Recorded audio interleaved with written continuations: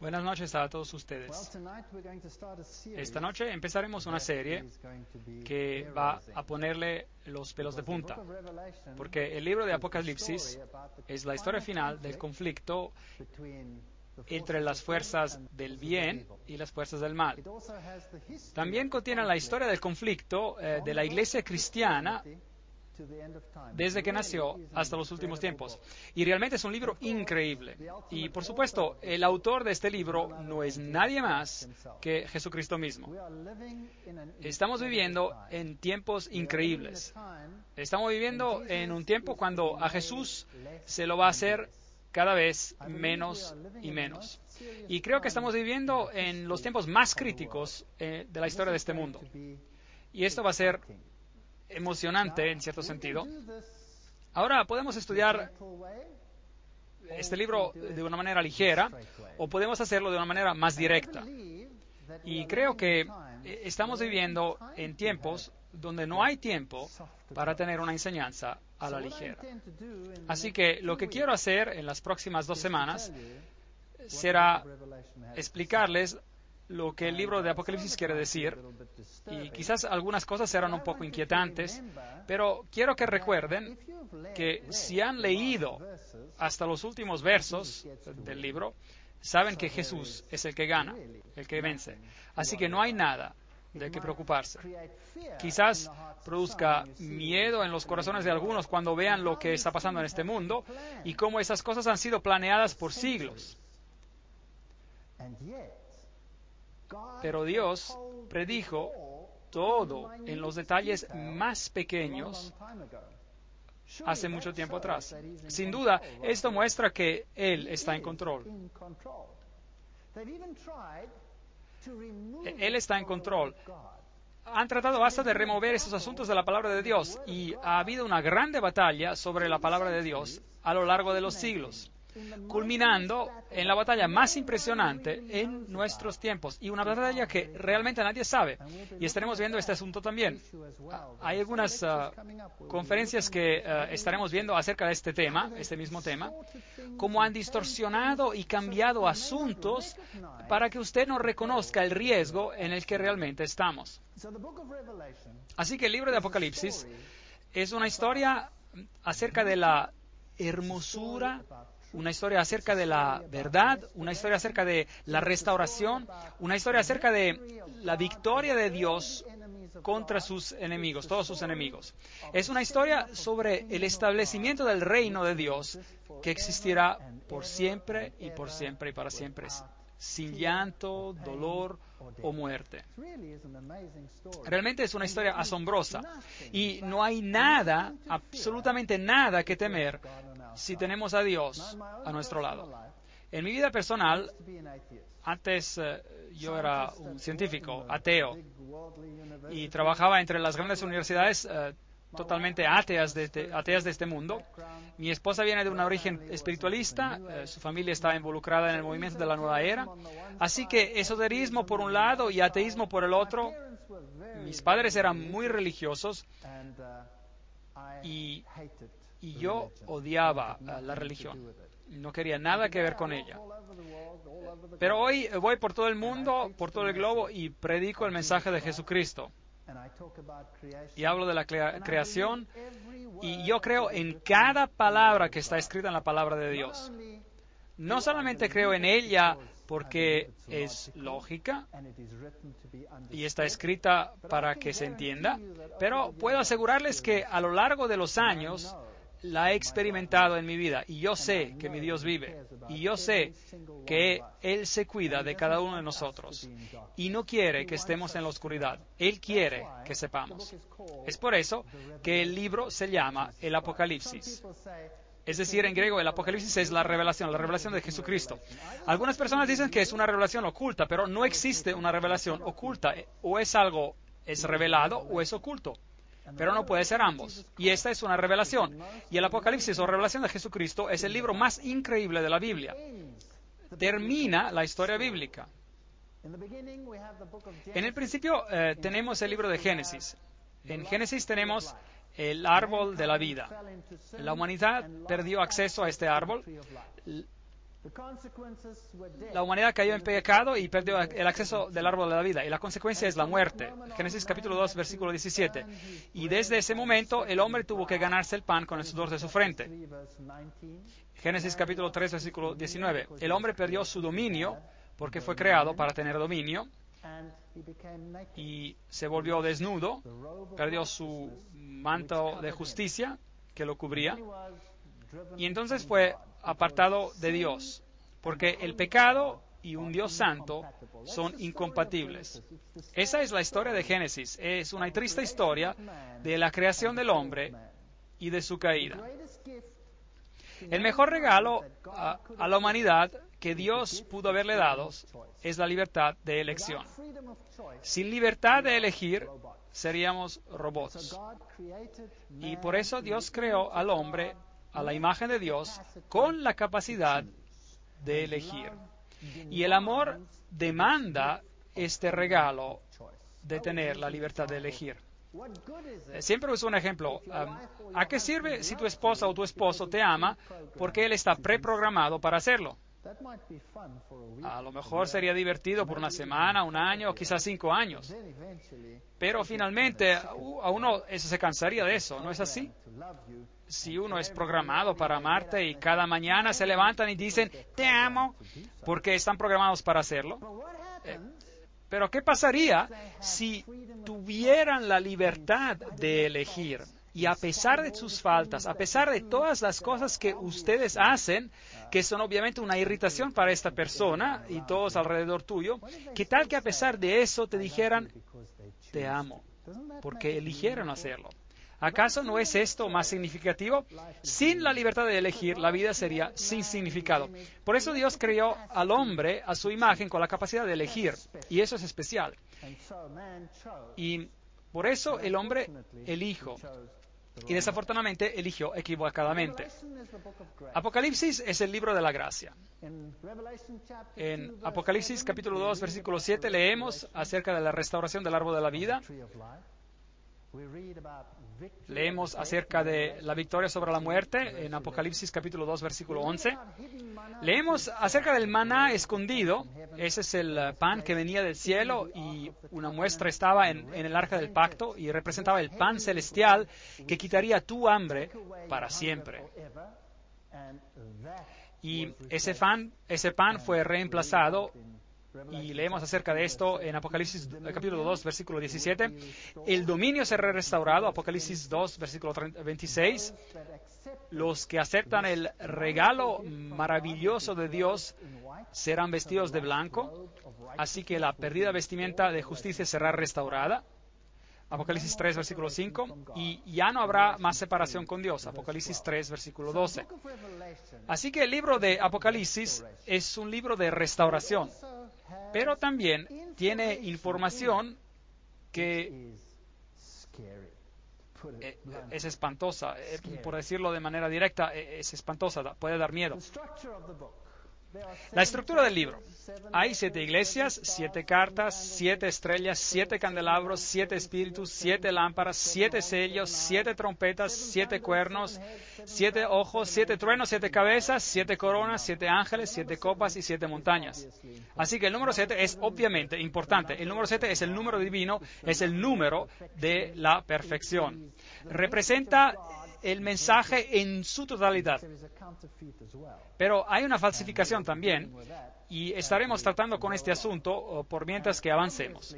Y obviamente si miramos a todos estos componentes, hay un significado simbólico en todos estos también.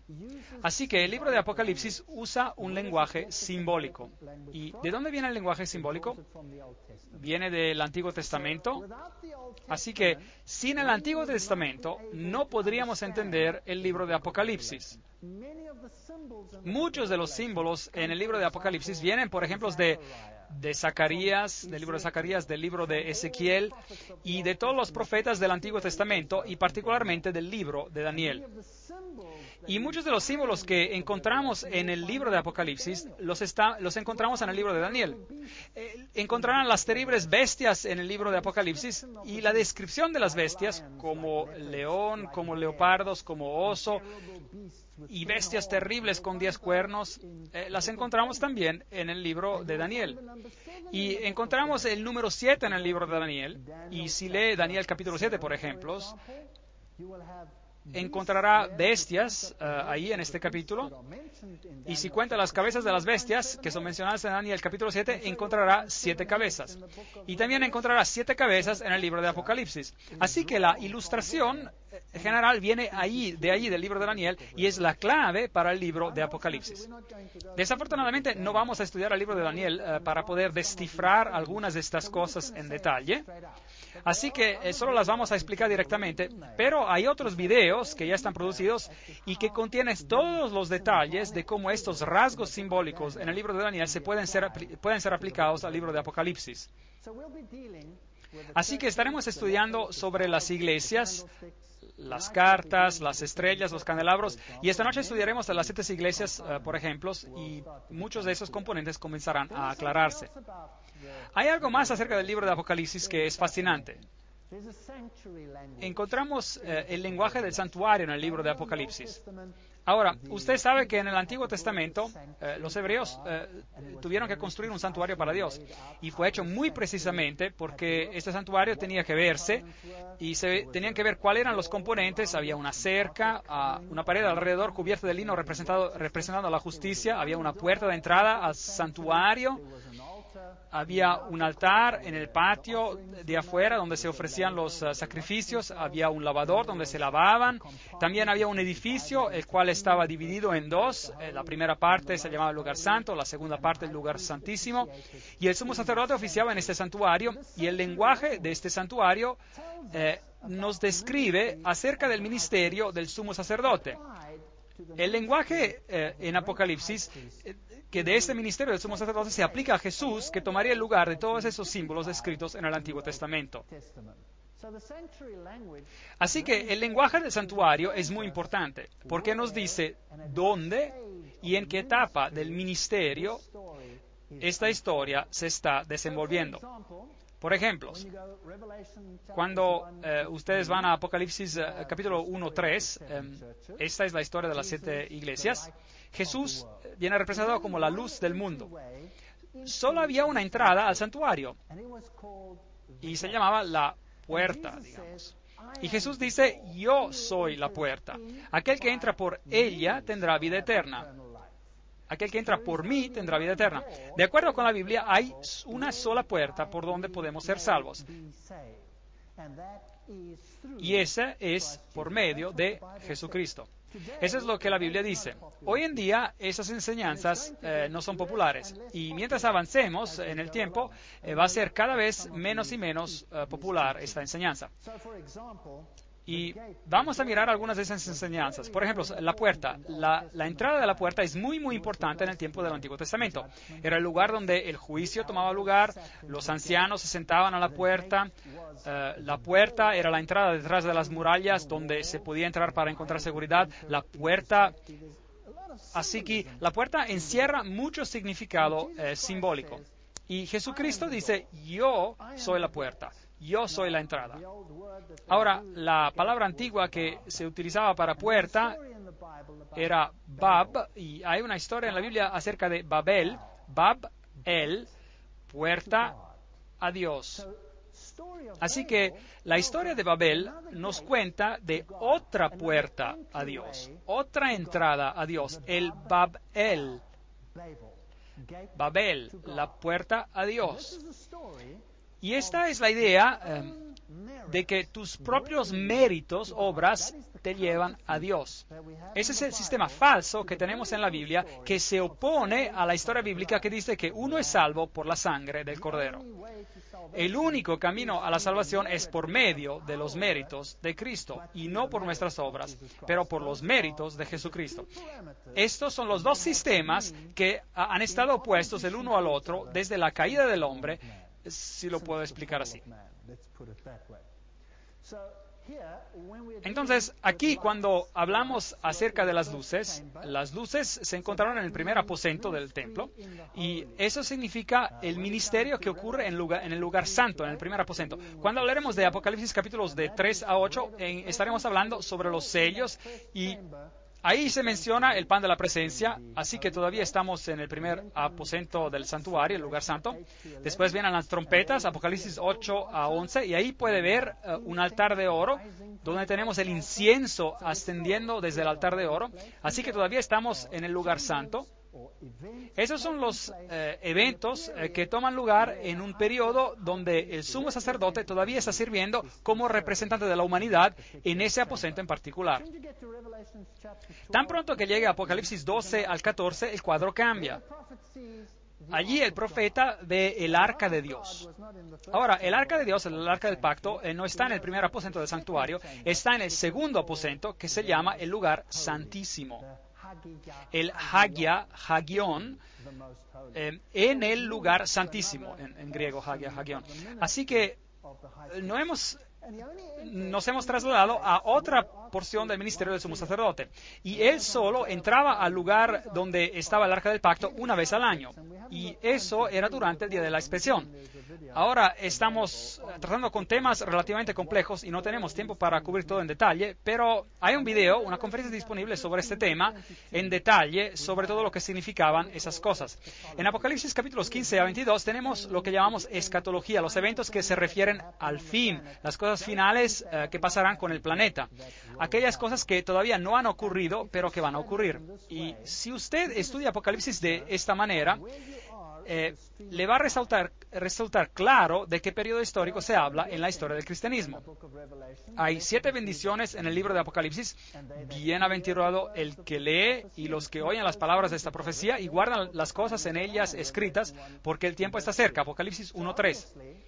Obviamente Dios quiere que lo leamos, el libro, que lo escuchemos y que lo llevemos al corazón. Porque ¿cómo podemos guardar algo que no entendemos? Así que cuando miramos a esta bendición, y no es cierto que Dios quiere que entendamos de lo que se trata el libro de Apocalipsis, claro que sí. Así que hay una bendición en el libro. Entonces, ¿cómo es posible que algunos dicen que este libro está sellado para que no se entienda? Bueno, entonces te privas de esta bendición, ¿correcto? Algunos hasta dicen que este libro no debería ser leído. Porque está escrito para los que van a ser perdidos. Bueno, si este libro está para los que van a ser perdidos, entonces, ¿cómo puede haber una bendición si uno lo lee y si uno lo guarda en su corazón? Y oí una voz que me decía desde el cielo: escribe, bienaventurados de aquí en adelante los muertos que mueran en el Señor. Sí, dice el Espíritu, descansarán de sus trabajos porque sus obras con ellos siguen. Apocalipsis 14:13. Aquí también hay una alusión acerca de las obras. Las obras no son un medio para alcanzar la salvación, son una consecuencia de la salvación. Pero hay una bendición para aquellos que mueren en Cristo. Los que han aceptado al Cordero como su medio de salvación, en vez de Babel, que es el otro portal, puerta a Dios. Yo vengo como un ladrón, bienaventurado el que vela y guarda sus vestiduras, no sea que ande desnudo y vean su vergüenza. Así que tenemos que aferrarnos a la justicia de Cristo. Nosotros no tenemos justicia, solo Cristo es nuestra justicia. Y si renunciamos a esta idea y renunciamos a la esperanza de su venida para salvar a aquellos que son de Él, entonces las posibilidades son que andaremos desnudos. Apocalipsis 19:9, el ángel me dijo: escribe, bienaventurados los que son llamados a la cena de las bodas del Cordero. Y me dijo: estas son las palabras verdaderas de Dios. Bueno, obviamente hay una bendición aquí. Si usted está invitado a la cena de las bodas del Cordero, significa que usted forma parte de lo que es la novia. Bendecido y santo es el que tiene parte en la primera resurrección. Hay dos resurrecciones mencionadas en la Biblia. La primera resurrección es la resurrección de aquellos que mueren en Cristo y toman parte en esta fiesta de bodas. Y luego hay una segunda resurrección y ellos participarán a otra fiesta que se llama la Cena de las Aves. Y no creo que queramos participar a esa fiesta. Así que aquellos que son parte de la primera resurrección serán los que van a ser sacerdotes de Dios y de Cristo y reinarán con Él por 1000 años. Aquí tenemos el periodo del milenio. Las 7 bendiciones, vengo pronto, bienaventurado el que guarda las palabras de la profecía de este libro. Apocalipsis 22:7. Creo que esto significa más que solo el libro de Apocalipsis. Es la Biblia entera. La Biblia es el estándar para la formación del carácter. Es la historia de la salvación. Bienaventurados los que llevan sus ropas, o en la Reina Valera Antigua se dice: bienaventurados los que guardan sus mandamientos, para que su potencia sea en el árbol de la vida y que entren por las puertas en la ciudad. Así que la obediencia a Dios es un factor muy importante también. Apocalipsis 22:14. Ahora, obviamente habrá una posición que está en contra de todos estos factores. El libro de Apocalipsis está escrito con una estructura particular, una tal estructura que se llama un quiasmo. Es una estructura literal que asigna eventos de una manera particular en el tiempo. Por ejemplo, si tomamos el libro de Apocalipsis en su totalidad, está escrito en una forma de pirámide, por así decir. Las primeras partes son lo que llamamos el brazo, la parte histórica, que son las 7 iglesias, los 7 sellos, las 7 trompetas, y que nos conducen al gran final de la gran controversia entre Cristo y Satanás, y entre los seguidores de Satanás y los seguidores de Cristo. Y el segundo brazo o parte del libro, leyendo desde la conclusión hacia el medio del libro, sería sobre los temas de la Nueva Jerusalén, el milenio y la caída de Babilonia. Así que esta estructura nos dice dónde nos encontramos en la línea del tiempo. Y si usted entiende la estructura del libro de Apocalipsis, entonces será más fácil moverse por el libro. Porque hay algunas personas que les gusta arrojar a temas por todo lugar. Por ejemplo, hay muchos que toman las trompetas y las arrojan al futuro, en otras partes, en la parte escatológica, y así que toman las trompetas y las aplican a los eventos que todavía tienen que pasar en el futuro, cuando Dios restaure todas las cosas. Pero, por supuesto, se destruye la estructura del libro, el quiasmo, y también pueden ver donde cada uno de esos temas encajan mirando al lenguaje del santuario utilizado en el texto. Por ejemplo, cuando está mirando a las iglesias, a los sellos, a las trompetas, el lenguaje que se utiliza todavía habla de lo que hay en el primer aposento del templo. Ahora, trataremos con este asunto mientras avancemos, así que no importa si no entienden todo por ahora.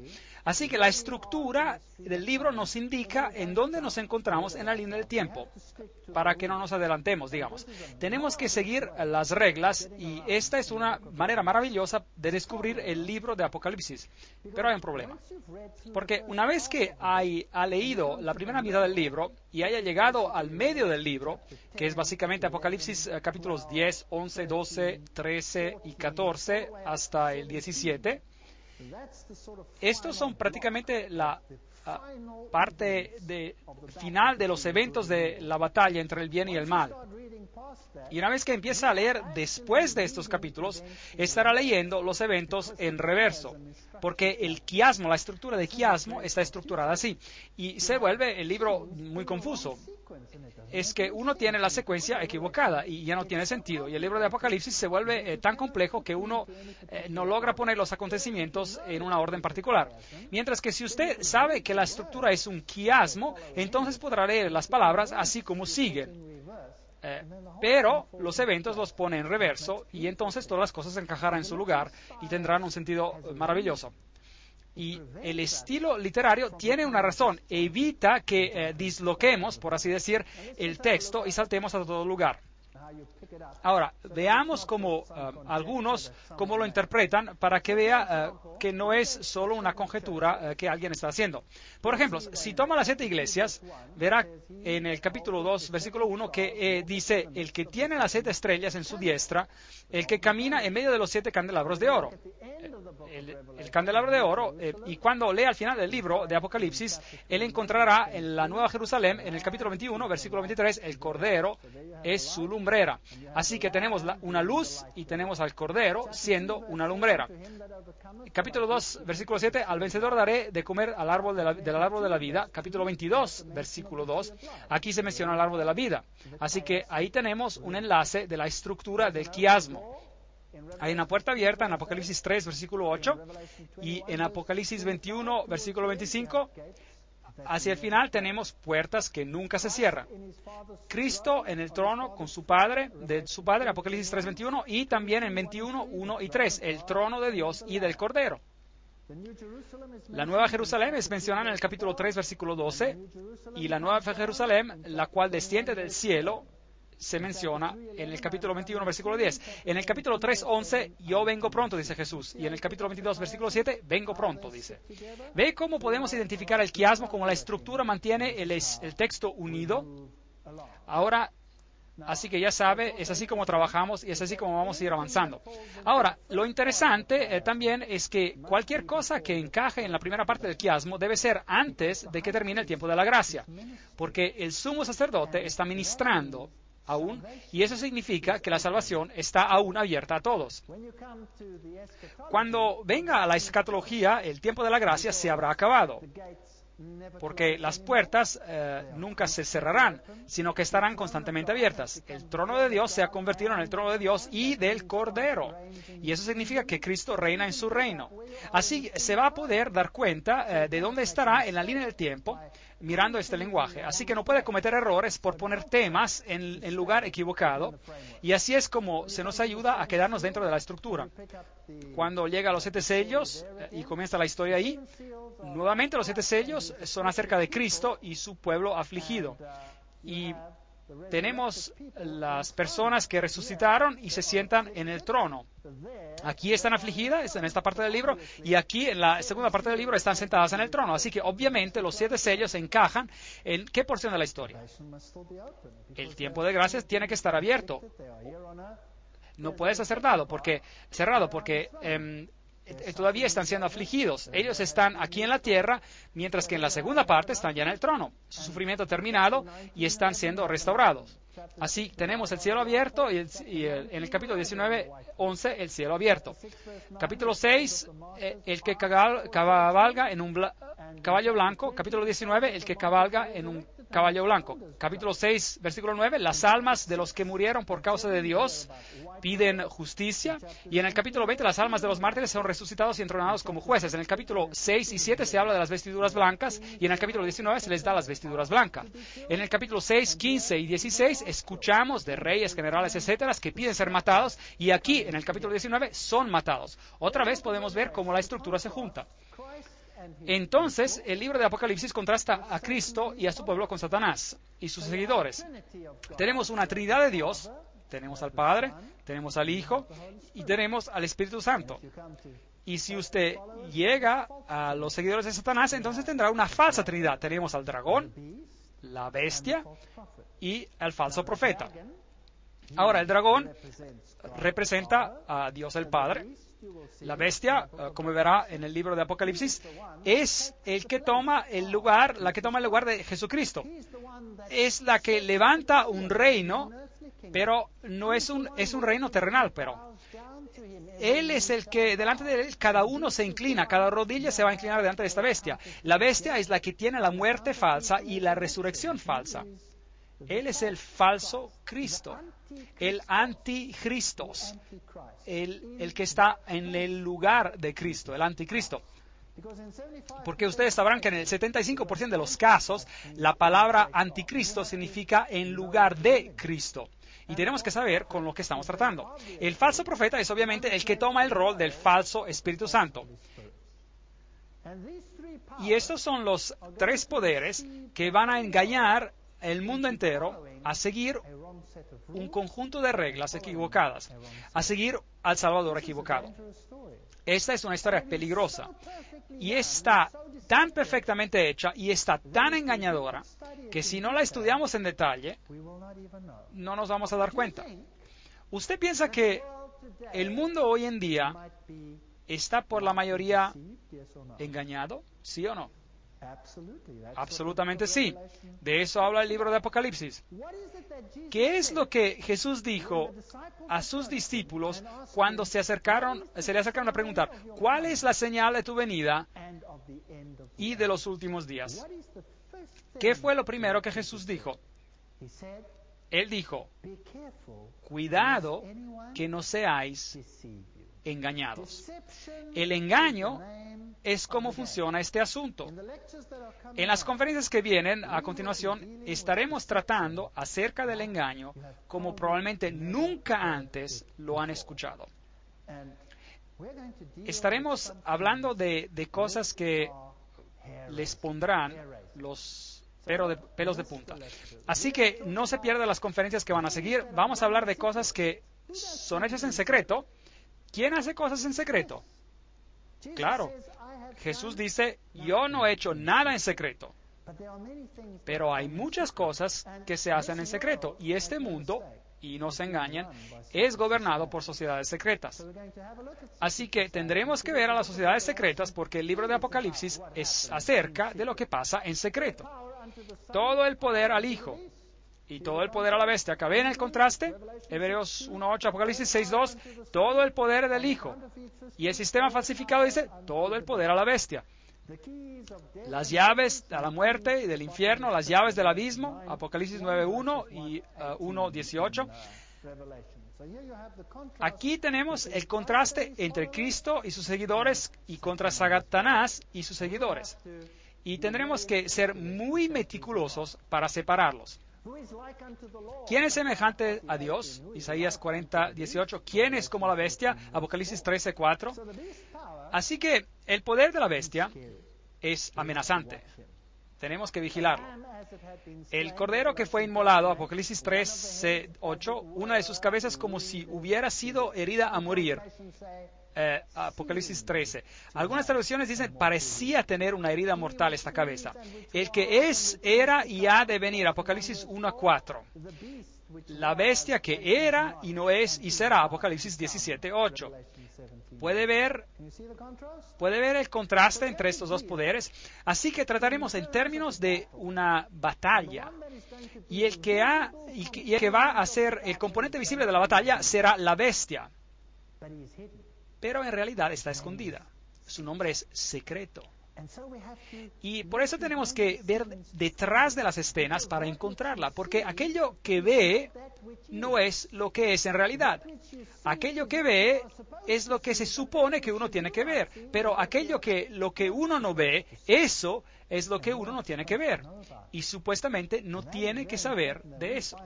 Y es muy importante que encontremos, que acertemos lo que pasa detrás de las escenas.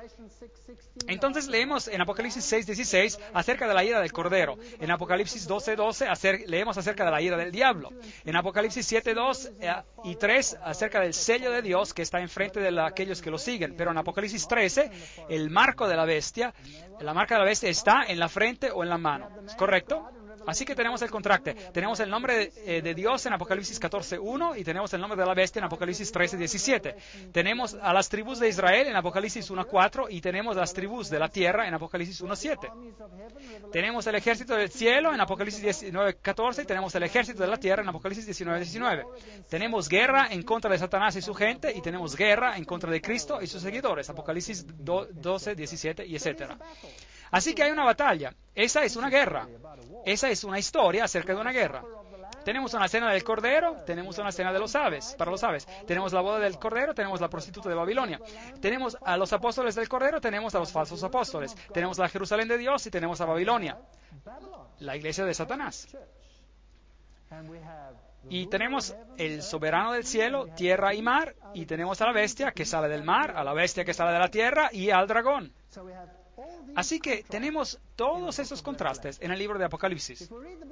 Si leemos el libro de Jeremías, entonces tenemos una historia como símbolo, como tipo, acerca de lo que es esta gran batalla.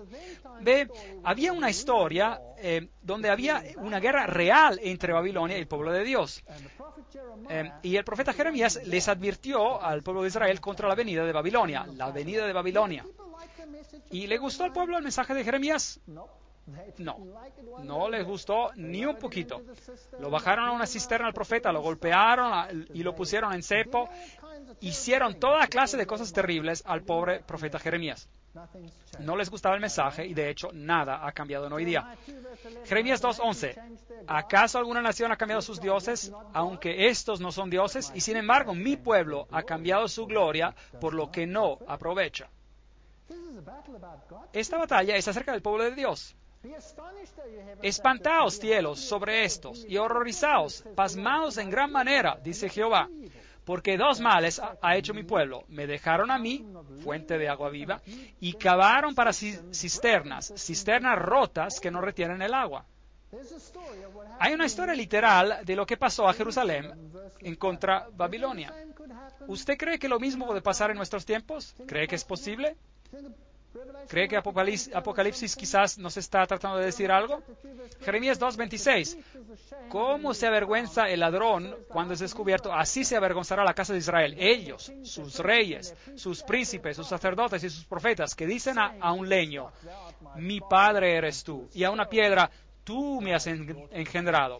Me volvieron a la espalda y no el rostro. Pero en el tiempo de su calamidad dicen, levántate y líbranos.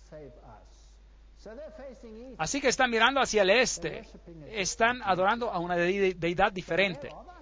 ¿Y dónde están tus dioses que hiciste para ti? Levántense ellos a ver si pueden librarte en el tiempo de tu aflicción, porque según el número de tus ciudades, Judá, han sido tus dioses. Ellos tienen muchos ídolos, ¿sí o no? Sí, claro que sí. ¿Y usted cree que habrá muchos ídolos también en los últimos días? Yo creo que sí. Deuteronomio 4:28. Allí, en la cautividad, serviréis a dioses hechos por manos de hombre y de madera y de piedra, que no ven, no oyen, ni comen, ni huelen. Daniel 5:23. Sino que contra el Señor del cielo te has ensoberbecido, hiciste traer ante ti los vasos de su casa, y tú y tus grandes, tus mujeres y tus concubinas bebisteis vino de ellos. Además dices alabanza a dioses de plata y oro y de bronce, de hierro, de madera y de piedra, que ni ven, ni oyen, ni saben, pero nunca honraste a tu Dios, en cuya mano está tu vida y de quien son todos tus caminos. Lo mismo va a pasar en nuestros tiempos. Antes adoraban a ídolos y hoy también tenemos ídolos. No hay diferencia. Vayamos a los tiempos antiguos y les daré un bosquejo de cómo se veían las estructuras antiguas. Este es un lugar antiguo que se llama Euripa y está en Siria. Aquí se encuentran ruinas de la ciudad antigua. Ahora podríamos ir allí con esta forma de transporte, pero parecía un poco frágil. Así que optamos por este vehículo lujoso aquí. Y de hecho manejamos centenares y centenares de kilómetros con este viejo Mercedes a este lugar en particular. Y así es como se ve. Y parece que está totalmente destrozado. No podía creer que un coche como este aún funciona. Y tiene ahí una etiqueta interesante que dice coche fuerte, más rápido. Bueno, este hombre árabe nos llevó a esta ciudad antigua y aquí podemos encontrar la puerta principal, las torres y las casas y los templos de Adonis y el templo de Zeus, de Júpiter y toda la ciudadela antigua. Esta era una ciudad construida después de la formación del cristianismo y en esa ciudad tenían una iglesia cristiana. Es muy interesante. Y si mira las fundaciones, eso es lo que era, solo un cuarto pequeño, y es obviamente en este lugar donde los cristianos se reunían. Y en el mismo pueblo había otros templos. Así que la gente visitaba el templo de Adonis, por ejemplo. Él era el hijo de Dios, por así decir. Aquí había una falsificación del hijo de Dios. ¿Y cómo se veía? Bueno, ¿y cómo se veía este templo? Bueno, solo tiene que ver las fundaciones. Obviamente aquí estaba el edificio, se entraba por aquí, había una pared central con pasillos, dos pasillos al lado, y aquí había dos pilares separando este pasillo de los pasillos del lado, y habían altares en los pasillos y había un altar principal en el medio. Ahora, ¿quién construye así hoy? Cada catedral en la faz de la tierra tiene esta estructura. Cada catedral. ¿No es interesante? Ahora, podríamos ir en gran detalle, pero no lo haremos. Sí, están construidas exactamente como estas. Así están construidas. Ahora, aquí está el río Éufrates, así que estamos tratando con un buen símbolo de Babilonia. Aquí están, por así decir, aquí están las gradas que llevan al templo de Zeus, Júpiter, el padre de los dioses. Y si va a Siria, la más famosa, por supuesto, era la diosa de las fuentes. Y esta es la ciudad donde están excavando Mari y están encontrando algunas cosas muy interesantes ahí abajo. Construyeron con barro, por ejemplo, o ladrillo de barro. Y la Biblia nos dice que Babilonia estaba construida con ladrillo de barro. Aquí está el templo de Baco. Este está en Líbano. Y es fascinante lo que se encuentra allí. Ese es un pilar, un tremendo, grandísimo pilar encontrado en Baalbek. Este era el pilar más largo del mundo hasta que encontraron otro. Este fue descubierto en el 93. Y cómo puede ver el tamaño de un hombre al lado de este. Y este soy yo. Estoy tratando de levantar el pilar, bueno, por decir, pero es bien grande, gigante. No se pueden imaginar el tamaño de estas estructuras. Estos en realidad no son pilares. Aquí está uno que fue rechazado, hay un hombre parado allí como escala, y transportaron a esas columnas y las integraron en sus templos. Aquí hay una acostada, las rocas de fundamento de aquí son dos bloques gigantes, ¿Cómo las transportaron? Nadie sabe. Ese es el templo de Baco, que solía ser el templo de Baal, por eso el pueblo todavía se llama Baalbek. Les estoy dando un poco de la historia de la apostasía del pasado para que podamos compararla con el presente. Aquí en Baalbek tenemos el templo de Baco. Aquí está el templo de Júpiter con sus 6 pilares todavía en pie. Muy, muy hermoso. Y el sol destacando los pilares. Era un sistema de adoración del sol. Por supuesto, Baco era el dios de la ebriedad y del jolgorio. Quizás este pilar tuvo un poquito demasiado de beber, no sé. Y si usted va al altar de Júpiter, por ejemplo, encontrará a esta estructura. Esto es exactamente como el dios Quetzalcóatl que se ve en Sudamérica es. Así que ya saben de dónde vino la religión de Sudamérica. Luego tenemos a Venus con leones con alas a los lados La Biblia habla del león con alas de águila como el símbolo de Babilonia. Y tenemos esta estructura por aquí, el círculo con una cruz. En él, este era un símbolo de Baal. Se encuentra en muchas iglesias hoy en día. Y si usted va al templo de Júpiter, más allá encontrará algunas estructuras interesantes. Leones nuevamente, ciertos relieves en los pilares. Tenemos estas cruces gamadas en todo lugar. Eran símbolos de la adoración del sol. Allí están un poco agrandadas, ahí las ven. Encontrará esta misma cruz gamada bajo el pie de Buda. El budismo usa exactamente el mismo símbolo que era usado en el templo de Baal. Lo encontrará en relieves romanos en los tiempos antiguos. Allí lo encontrará hasta en los tiempos de los hititas. La cruz gamada. Encontrará el símbolo del círculo con un punto en él, usado también en la antigüedad. Encontrará altares y pilares de sacrificio. 3 arcos con 3 deidades en él. Normalmente esos dioses eran el Padre, la Madre y el Hijo en él. Aquí tenemos otro símbolo interesante que es usado hoy en día. Búhos y halcones son muy populares. Y estructuras interesantes como esta, por ejemplo. Bueno, ¿qué me dirían? ¿Qué es esa estructura? Parece a la estrella de David, ¿no es así? Ahora, la estrella de David no tiene nada que ver con David. Ni tú ni yo la encontraremos a la estrella de David en la Biblia. Esta era una estrella usada durante los tiempos de los hititas. Este era un símbolo de Baal. Encontrará que Islam la utiliza. Ahí está el nombre de Alá en el hexagrama. Y aquí la encontrará en el hinduismo. Lo utiliza. Y era utilizada en la adoración de Baal.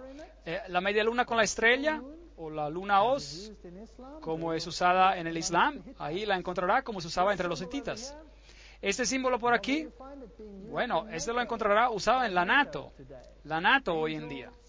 Ángeles, cerdos, una mujer con una minifalda y con una copa de oro en su mano. Estos símbolos nos dicen que los símbolos en el templo de Baal eran idénticos al simbolismo mencionado en el Apocalipsis y en el mundo hoy en día, de hecho. Y vamos a comparar en el tiempo que compartamos juntos lo que pasó entonces y lo que está pasando hoy. Una gran apostasía existía hacia Dios en el pasado y una gran apostasía existe hoy en día. Se está destronando a Cristo hoy, así como Él ha sido destronado en el pasado. Es tiempo de ponerlo a Jesús otra vez en el centro y de darle el lugar correcto. En nuestra sesión previa miramos algunos símbolos que se encuentran en los templos de Baal y los templos de Bel. Y un símbolo muy interesante era este de aquí, que se encuentra en Baalbek, en el templo de Baal. Es una mujer con una copa en su mano. Ahora, el libro de Apocalipsis habla acerca de una mujer montada sobre una bestia y que tiene una copa de oro en su mano. Fascinante encontrar a estas imágenes en varios lugares. Y si usted va a estos templos, se dará cuenta que eran templos de muerte. Siempre encontrará tumbas y huesos en ellos. ¿Sabía que no hay catedral en el mundo hoy donde usted no camine sobre cadáveres de hombres? No hay catedral que sea construida sin cuerpos muertos. De hecho, cada catedral es un cementerio. Y no puede hacer una misa en una catedral o iglesia si no hay una reliquia de un individuo muerto en ese edificio en particular. Así que si usted entra a una gran catedral, está caminando sobre los cuerpos de hombres muertos. Si fuera a los templos de Baal, encontrará pequeños ángeles. ¿Dónde en la Biblia leemos acerca de pequeños ángeles? En ninguna parte, en ninguna parte. Los ángeles son descritos en la Biblia como masculinos y de gran poder y como seres magnificentes. En el templo de Baal eran reducidos a pequeños ángeles como Cúpido, pequeños ángeles gorditos. Ahí están, en el templo de Baal. ¿Dónde los encontramos hoy en día? Los encuentran en todas las iglesias. Ahora miremos aquí arriba, un simbolismo interesante en el techo. Acerquémoslos un poco más. Encontrará al águila de pie sobre una llave. Hay muchas iglesias que usan este simbolismo hoy en día. Ahí tenemos el gran dios Osiris con alas y copos de pino.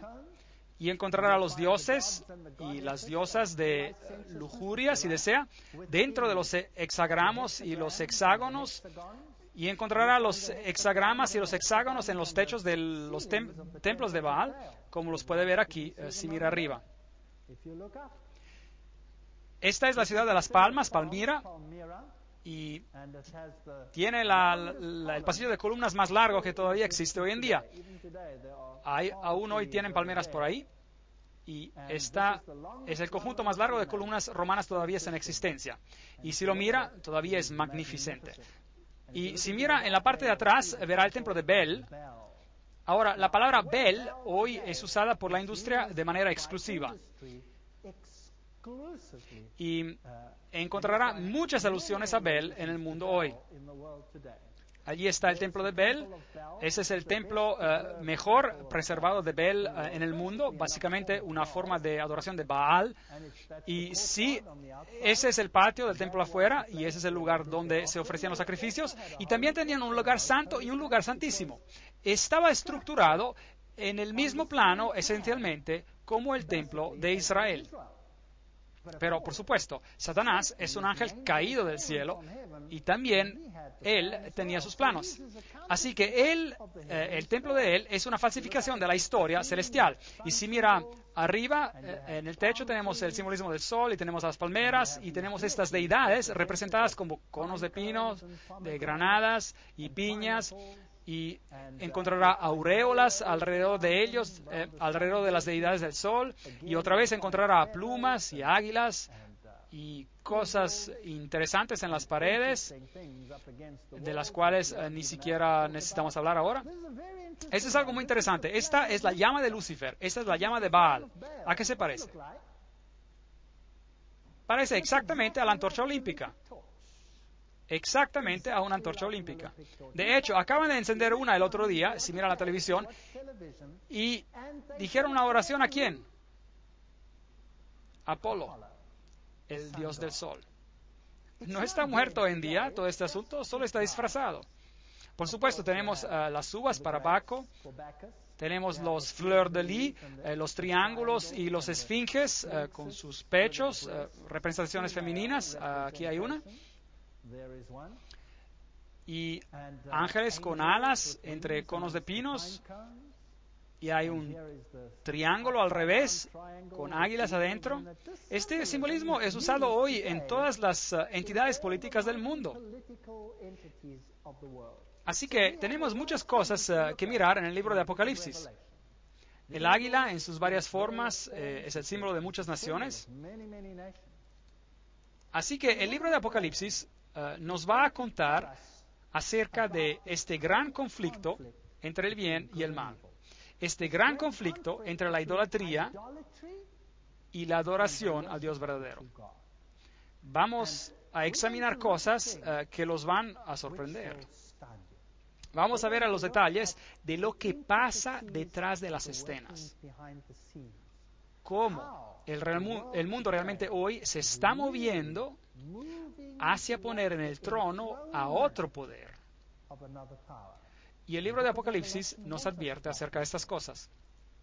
Así que analicemos el primer capítulo verso por verso. La revelación de Jesucristo que Dios le dio para manifestar a sus siervos las cosas que han de suceder pronto. ¡Qué maravilla! Así que Él nos dirá antes de tiempo lo que va a pasar. Así que si alguien tiene el poder de decirte exactamente antes de tiempo lo que pasará, ¿no es esa persona alguien en quien usted puede confiar? Yo diría que sí. De hecho, la profecía me cambió a mí de ser un hombre ateo a un ser creyente. Y la experiencia me enseñó a seguir a Cristo. Él no solo está escrito en papel, Él es real, es creíble, Él es confiable, sus promesas son verdaderas, Y Él dice, nunca te abandonaré ni te dejaré. Y yo he encontrado que Él es digno de ser confiado. Y dijo, la declaró enviándola por medio de su ángel y a su siervo Juan. Así que Juan ahora está recibiendo la revelación, el cual ha dado el testimonio de la palabra de Dios, del testimonio de Jesucristo y de todas las cosas que ha visto. Así que, aunque iremos a hablar de cosas bien terribles en las conferencias por venir, y les advierto otra vez, esto será como algo que jamás han escuchado. Y algunas personas quizás me dirán, ¿por qué te estás concentrado en lo malo? En lo que lo malo está haciendo. ¿Por qué no solo hablar de Jesús? Me gustaría hacer eso. Me gustaría hablar solo de Jesús. Pero hay un problema. ¿Cómo se sentiría usted, por ejemplo, si tuviera un hijito, que realmente lo ama? Hablemos de amor por un momento. Digamos que tenga un hijito y realmente ama a este hijito. Pero usted sabe que este hijito está ocupado haciendo cosas indebidas. Y este hijito va a ser destruido si sigue en ese camino. ¿Cómo se sentiría? ¿Qué haría? No tiene sentido decirle al hijito, mamá te ama. Porque este hijo está encaprichado con lo que sea que está haciendo. Seguramente su hijo a lo mejor está en drogas. Y es muy importante, si está en drogas, que mostrar al hijo que realmente uno lo ama. Pero, ¿no es también importante advertir al hijo? ¿Sí o no? Claro que sí. Entonces, ¿qué hacemos? ¿Qué hacemos cuando hacemos esto? Educamos a nuestro hijo ¿en qué? En los peligros de las drogas, ¿no es cierto? Y le decimos al hijo, esto es lo que va a pasar, y esto, y esto, y esto, si tú haces esto.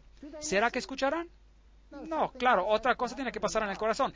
Pero estas cosas son importantes para que el hijo pueda hacer una decisión final. ¿O qué pasa si ve a su hijo unirse a algún grupo muy malo? Un grupo muy malo que eventualmente lo llevará a la destrucción a su hijo.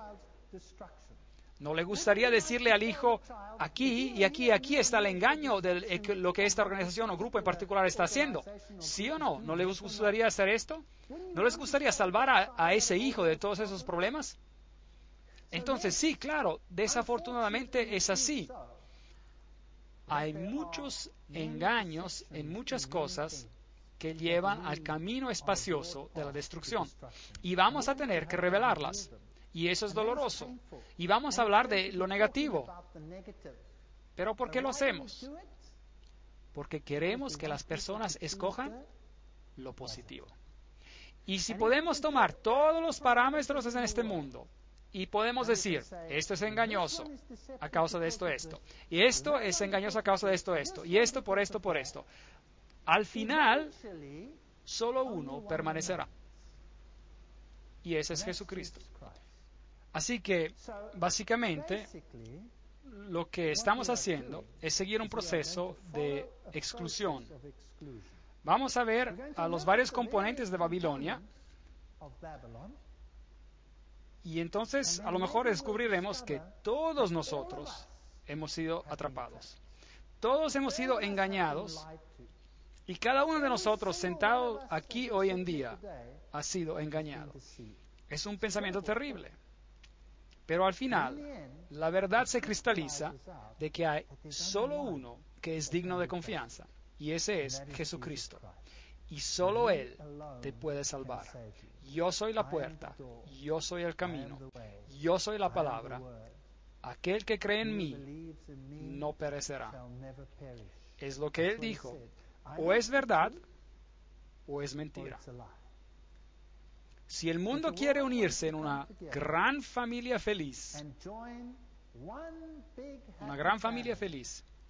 y todos tenemos que después tolerar cada cosa pequeña que se enseña por este mundo, ¿es esa la verdad? ¿O es verdad mezclada con error? Dígame usted. Así que tenemos que saber si todos los caminos nos llevan a Dios o si solo hay un camino que nos lleva a Dios. Y tenemos que decidir basándonos en estos hechos. Así que aquí dice, el cual ha dado testimonio de la palabra de Dios, del testimonio de Jesucristo y de todas las cosas que ha visto. La palabra de Dios y las profecías de la Biblia tendremos que comprenderlas. Bienaventurado el que lee y los que oyen las palabras de esta profecía y guardan las cosas en ellas escritas, porque el tiempo está cerca. Apocalipsis 1:3. Versículo 4. Juan y las 7 iglesias que están en Asia. Estaremos examinándolas en detalle en la siguiente conferencia. Gracia y paz a vosotros de parte del que es y del que era y del que ha de venir, de los 7 espíritus que están delante de su trono. Ahora, obviamente, la Biblia nos enseña que hay un solo Dios, Padre, Hijo y Espíritu Santo. Así que el número 7 es el número de la perfección. También vemos que hay 7 periodos mencionados aquí. Se va a discutir los eventos sobre los periodos divididos en 7. Así que los 7 espíritus de Dios representan un espíritu ante Dios, el número perfecto de 7 a través de todo el tiempo en la historia, un espíritu. Así que no tenemos que confundirnos y tener más espíritus de lo que hay en realidad, porque la Biblia tiene que estar en armonía consigo misma. Y luego la parte más grandiosa del Apocalipsis capítulo 1 es cuando nos dice quién el autor es del libro.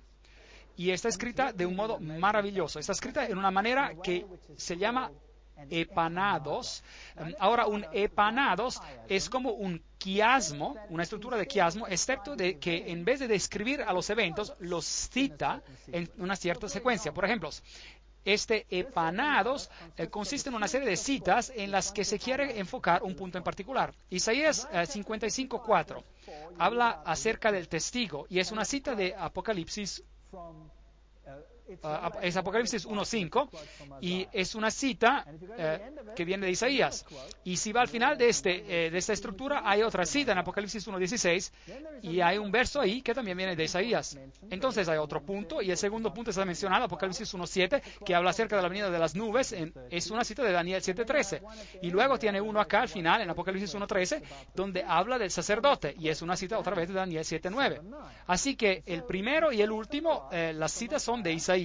La segunda y la penúltima son de Daniel, del libro de Daniel, y la tercera y última son de Zacarías, y luego hay 2 en el medio, aquí, una y una. Y esos versos subrayan el tema central. Ese es una estructura de epanados. Y el tema central es yo soy el alfa y el omega, así dice el texto. Si quita uno de estos versos, ya no puede tener una estructura de epanados. Debe haber los 2 en el medio. Así que algunas Biblias, la Biblia se repite a sí misma. ¿Por qué no? Saquemos un versículo. Pero no se puede hacer. ¿Por qué? Porque destruiría la estructura. No puede sacar ni una palabra fuera de la Biblia. Y si no, entrará en problemas. No solo de pan vivirá el hombre, pero ¿de qué? De cada palabra que procede de la boca del Señor. Bueno, será mejor de que nos aseguramos de leer toda la palabra. Hay una conferencia que les voy a dar sobre este tema, fascinante. Bueno, el libro de Apocalipsis capítulo 1 prueba que Jesucristo es el gran yo soy. Él es Dios. Ahora, ese es un problema hoy. Es un problema porque si Jesús es Dios y si Jesús es el camino, la verdad y la vida, y si Jesús es la única forma por la cual podemos ser salvos, bueno, ahí tenemos un problema. Si quiere estar en el mismo grupo, en el mismo barco con todas las otras religiones del mundo. Porque Jesús tiene que disminuirse para que pueda encajar al mismo nivel como todos los otros. Ahora tenemos un problema. Obviamente, el mundo no se puede permitir de tener un grupo de personas que diga que ellos tienen una religión superior sobre cualquier otro grupo. ¿Estaría de acuerdo conmigo con este asunto? En el mundo en el cual vivimos hoy en día no podemos tener esto. Así que Jesús tiene que volverse menos importante para que los otros puedan ser un poco más importantes. ¿Cómo se consigue eso? Se crea lo que se llama el dolor de la exclusividad. En otras palabras, usted hace que el ser exclusivo sea tan doloroso que obliga a las personas a ser menos exclusivas. ¿Tiene sentido? Piénselo, pues. O él es lo que él dice, o él no es lo que dice ser. y de Jesucristo, el testigo fiel, el progenitor de los muertos y el soberano de los reyes de la tierra. A Él que nos ama, nos ha lavado nuestros pecados con su sangre. ¿Nos dice esto acerca de todo lo que es Jesús, sí o no? ¿Es esto exclusivo y especial o es algo a iguales con todos los otros? No me estoy haciendo burla de las otras religiones, solo estoy preguntando. ¿Está Jesús al mismo nivel de, digamos, Buda? Considerando este texto que acabamos de leer, ¿sí o no? ¿Está al mismo nivel de Zoroaster? ¿Está al mismo nivel de Shiva? ¿Sí o no? ¿De Osiris? ¿Sí o no? No. ¿Y por qué? Porque Él es diferente. Él nos amó, nos lavó. Él es el Rey de Reyes. Él es el príncipe de todos ellos. Y Él es el único que puede salvar, porque Él es el único que es ¿qué? Dios. ¿Saben cuál es la diferencia entre el cristianismo y todas las otras religiones del mundo? La diferencia es que la tumba de Cristo está vacía. El cristianismo es la única religión en la faz del planeta que da una razón por el estado del planeta, el lío en el cual nos encontramos, y es la única religión en la faz de la tierra que tiene una solución al problema. Todas las otras religiones encuentran su solución en sus propias obras. Y si uno no tiene éxito, tiene que seguir tratando una y otra vez y a través de varias reencarnaciones hasta que finalmente lo consiguen. ¿Se está volviendo mejor o peor? Y obviamente no le está yendo muy bien, ¿correcto? Así que el cristianismo da una razón y da una solución. Y nos dice el por qué y el cómo. No hay otra religión en la faz del planeta que hace esto. Y el cristianismo tiene la palabra de Dios, que es la infalible palabra de Dios, que ha sido atacada en cada nivel, desde el nivel científico hasta el nivel de la historia, hasta el nivel de la salvación. ¿Y saben qué? La Biblia ha pasado la prueba a lo largo de los tiempos. Es el único libro en la faz del planeta que ha sido justificado y reivindicado científicamente, y arqueológicamente, y históricamente, y también en términos de su premisa de salvación. La Biblia toma a las personas de donde están y las convierte en algo de diferente. No hay otro libro como este. Y aun si el mundo entero enseña algo diferente, como lo están haciendo en este momento, créanme que sí lo hacen. Entonces, tome esos videos sobre la creación y la evolución y échale un vistazo y haga su decisión basada sobre los hechos científicos. Yo fui profesor en la universidad por más de 30 años.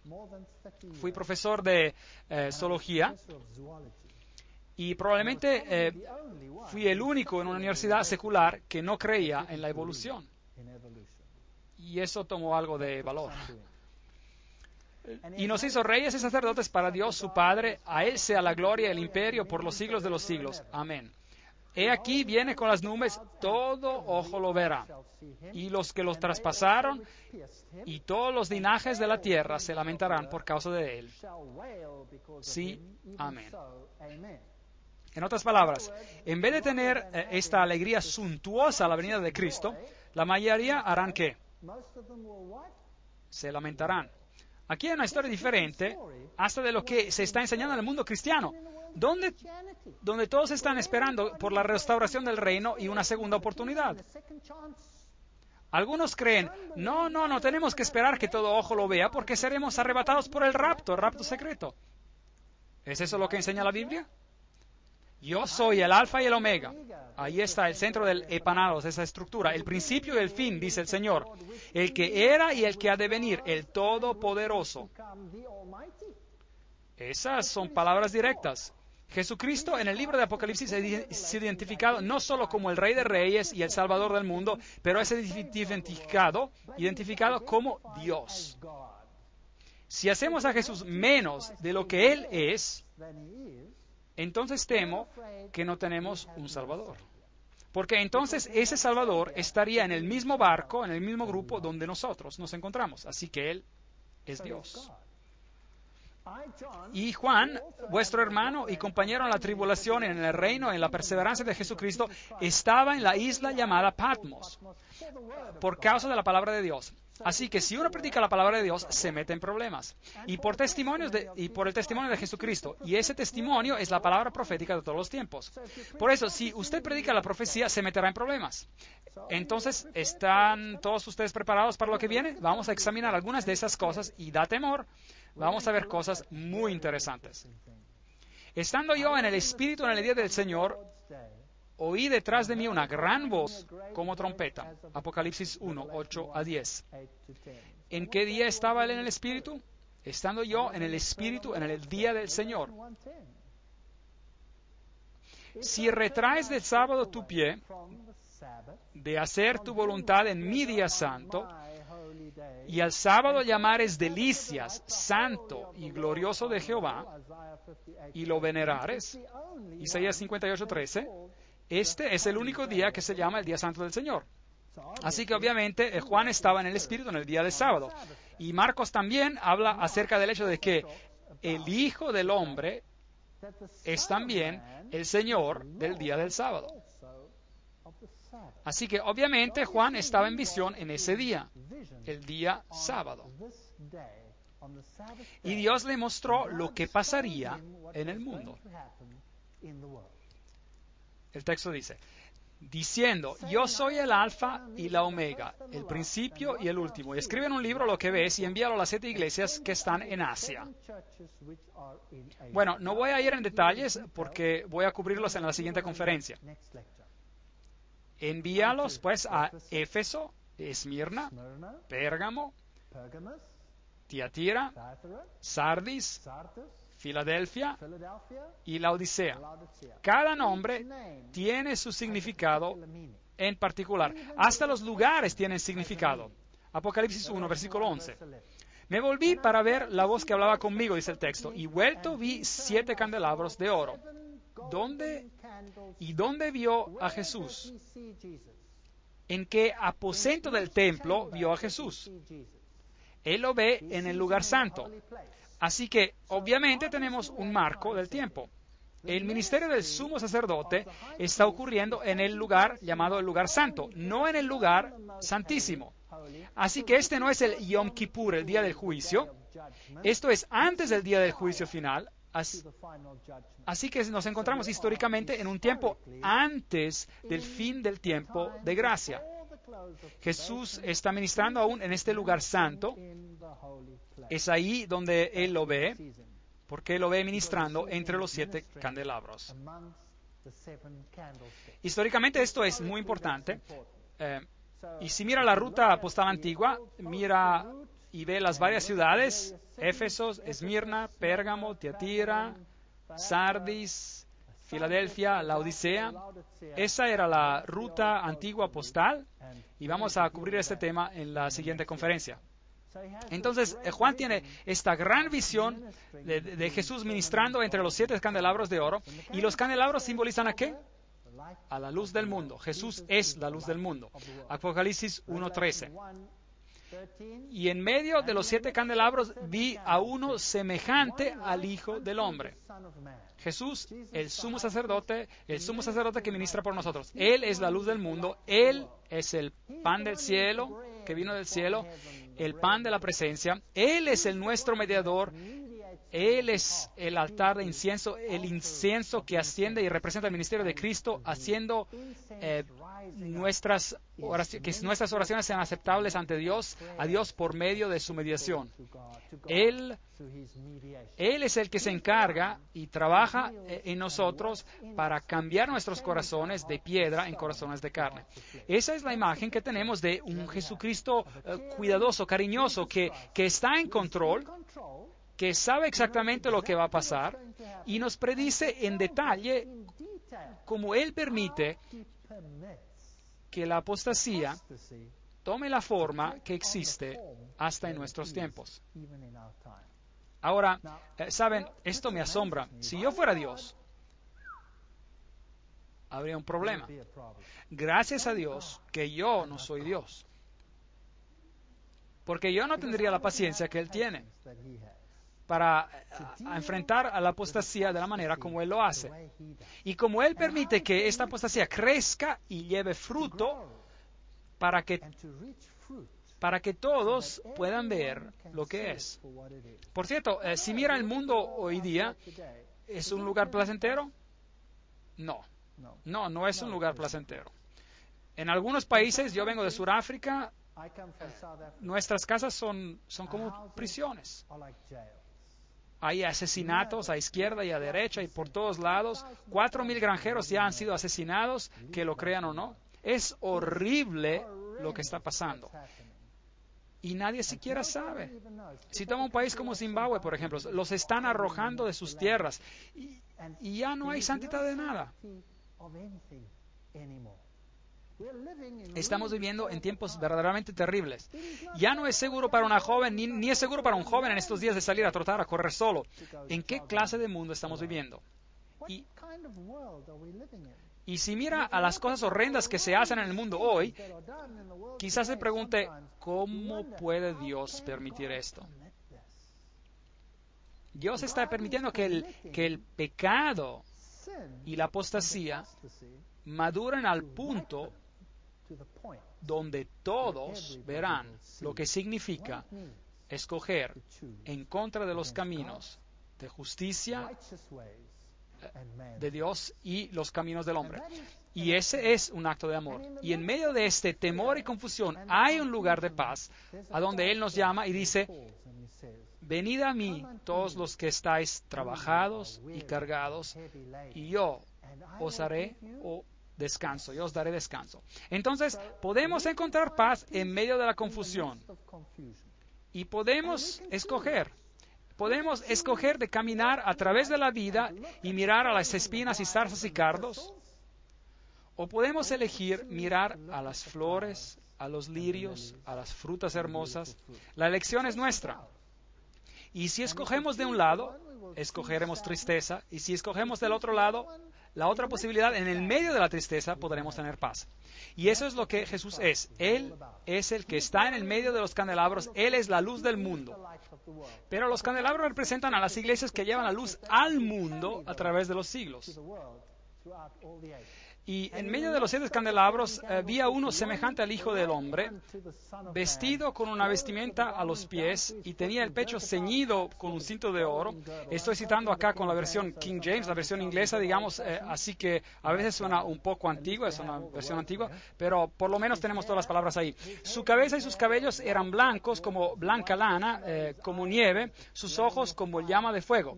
No falta detalle representa la justicia perfecta. Sus pies eran semejantes al bronce polido, refulgentes como en un horno, y su voz como estruendo de muchas aguas. Apocalipsis 1, 13 a 15.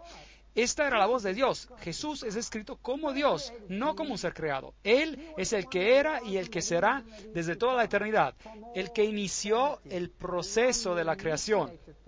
Él es el que habló con majestad y poder. Y es así como se lo describe ahí. Así que la visión que tenemos aquí es la que Daniel tuvo, el profeta Daniel, el profeta Ezequiel también lo describe así. Él está viendo, Juan, a Jehová, a Yahweh. Esa es lo que está viendo. En su diestra tenía 7 estrellas, de su boca salía una espada aguda de 2 filos. Es la palabra de Dios esta, y su rostro era como el sol cuando resplandece con toda su fuerza. Así que allí tenemos al verdadero Hijo de Justicia, y del otro lado la falsa y débil adoración al sol, en contraposición. Cuando lo vi, caí a sus pies como muerto, y él puso su diestra sobre mí y diciéndome, no temas, yo soy el primero y el último. Y si quiere llevar un mensaje a casa esta noche, será este. A pesar de lo que vamos a tratar en esas conferencias, no temas. Yo soy el primero y el último. El que vive, estuve muerto, pero vivo por los siglos de los siglos. Amén. Y tengo las llaves de la muerte y del Hades. Él es el único que puede salvarte y Él ha prometido hacerlo. Escribe pues las cosas que has visto, las que son y las que han de ser después de estas. Aquí hay una clave en este versículo. ¿Cómo interpretamos lo que el libro de Apocalipsis está diciendo? Se trata de lo que hemos estado viendo ahora mismo, que ocurrió en los tiempos de Juan, las cosas que son. El profeta está viendo en sus visiones y se aplican a su tiempo. Y después dice el versículo, y las cosas que han de ser después de estas. ¿Y qué es eso? El futuro. Entonces, ¿cómo leemos el libro de Apocalipsis? Seguramente, si esta es la clave, entonces se aplica a lo que pasó en ese entonces, en los días de Juan, y a lo largo de la historia hacia el futuro, ¿sí o no? Dios es justo. ¿Escribiría Él, pues, un libro y lo pondría Él, acaso, en la Biblia y lo repartiría a cada generación y después les diría, no, aquí está un libro, pero no es para ti? ¿Es solo para aquellos que vivirán dentro de unos miles de años? ¿O será que Dios pondrá información para cada generación en su libro que vivió en la historia? Claro que sí. Dios es justo e imparcial.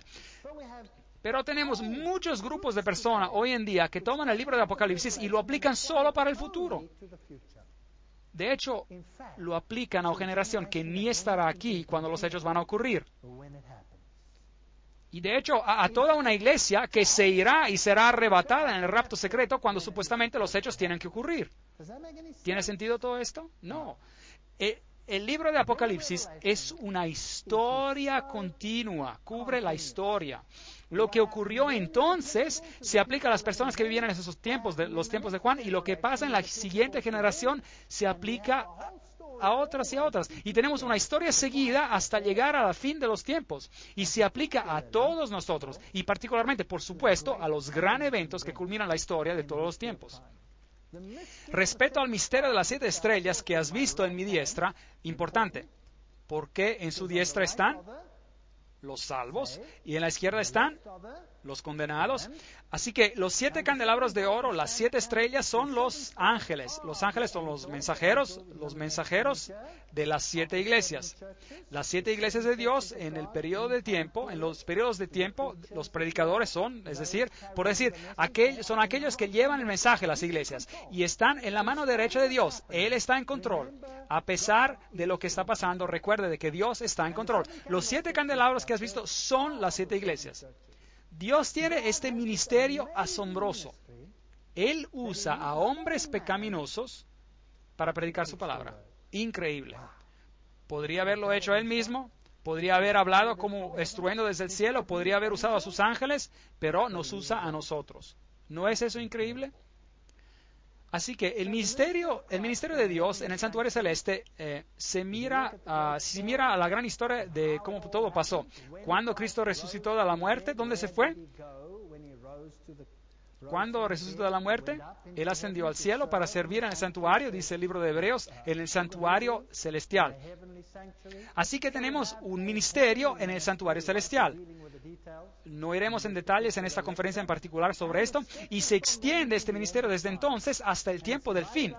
Y está dividido en este lenguaje del santuario donde tenemos todos los símbolos como los candelabros y el pan propiciatorio y el altar de incienso en el primer aposento. Y después en el segundo aposento o cuarto, entonces sabemos que dónde estamos en la línea del tiempo para que no nos perdamos en el libro de Apocalipsis. Y Él dijo hasta 2300 tardes y mañanas y luego el santuario será purificado. Daniel 8:14. Así que la profecía va directamente hasta un tiempo en particular en la historia. No trataremos con esta profecía ahora, tampoco hay una conferencia entera acerca de esto y las puede encontrar en una de las cintas, pero un poco más de información. En Daniel 8 se nos describe el progreso de una profecía asombrosa. Vino luego acerca de donde yo estaba, ese es un ángel que va a Daniel, y al venir me asusté y me postré sobre mi rostro, pero él me dijo, entiende, hijo del hombre, que la visión es para el tiempo del fin. No es el final de los tiempos, el tiempo del fin. Y aún estaba hablando en oración cuando el varón Gabriel, a quien había visto en la visión, al principio me dijo, Daniel, ahora he salido para darte sabiduría y entendimiento. Y luego continúa la profecía dándonos la profecía más asombrosa, que es una profecía mesiánica. La más perfecta profecía que usted se pueda imaginar. Nos da el tiempo cuando el Mesías iba a venir. Y es tan precisa esta profecía que en el Talmud se lee. que los huesos de sus manos y los huesos de sus dedos se decaigan y descompongan de aquel que le da vuelta a las páginas del libro de Daniel para encontrar el tiempo de Daniel 9, 24 a 27. Esto está escrito en el Talmud, y que su memoria se pudra desde la faz de la tierra para siempre. Ley Talmúdica, página 978, sección 2. ¿Por qué es que el Talmud judío contiene semejante maldición para alguien que trata de descifrar el periodo de tiempo descrito en Daniel 9, 24 a 27? Yo les diré por qué. Porque nos dice exactamente cuándo el Mesías vendrá. Nos dice exactamente lo que el Mesías hará. No estamos estudiando esa profecía en detalle. Como dije, hay un video entero sobre esto. Usted lo puede obtener si desea. También hay un libro acerca de esto. Así que el asunto es todos estos detalles, que hay solo un Mesías en la historia de la humanidad, y ese es Jesucristo. Solo Él cumple todos esos detalles, no hay nadie más. Y si ellos aceptan, si estas personas aceptaran a Daniel 9, 24, 27, ¿qué pasaría con la religión judía? Tendrían que convertirse en la religión cristiana y desaparecería de la faz de la tierra, lo cual es algo que no quieren. Así que es mejor maldecir al que analiza esas páginas, y nos dice cuándo un decreto saldría, nos dice cuándo el Mesías empezaría su ministerio, nos dice cuándo el Mesías moriría en el 31 después de Cristo, y nos dice cuándo el Evangelio se iría a los gentiles. Es una profecía asombrosa. Es una profecía de 2300 años, tratando con este tremendo periodo de tiempo, desde el momento cuando se publicó el decreto para restaurar a Jerusalén hasta el tiempo del juicio.